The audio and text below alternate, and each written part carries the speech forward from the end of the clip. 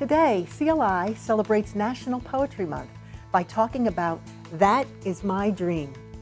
The words in this book are a poem by the famous African-American poet Langston Hughes called Dream Variations that he wrote back in 1924. Decades later, when illustrator Daniel Miyares was a teenager, he was incredibly moved by Hughes's poetry, which he studied in school. Now, he wants to help children see the truth and power of this poet's words by offering a visual interpretation of this poem. Here's the poem. To fling my arms wide in some place of the sun, to whirl and to dance till the white day is done, then rest at cool evening beneath a tall tree, while night comes on gently, dark like me. That is my dream, to fling my arms wide in the face of the sun, dance, whirl, whirl, till the quick day is done.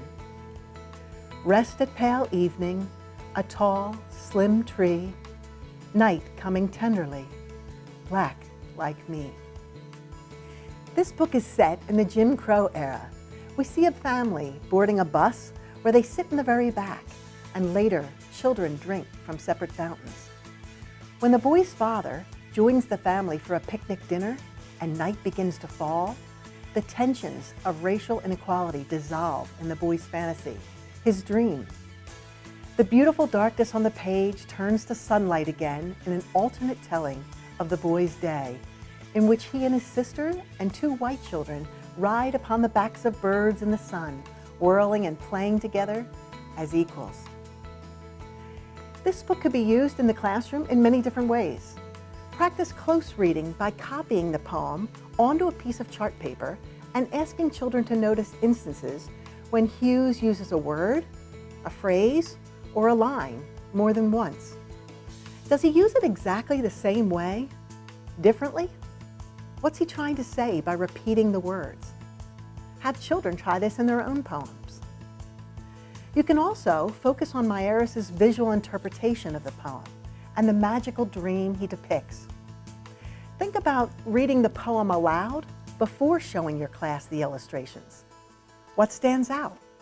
What images does it evoke for listeners?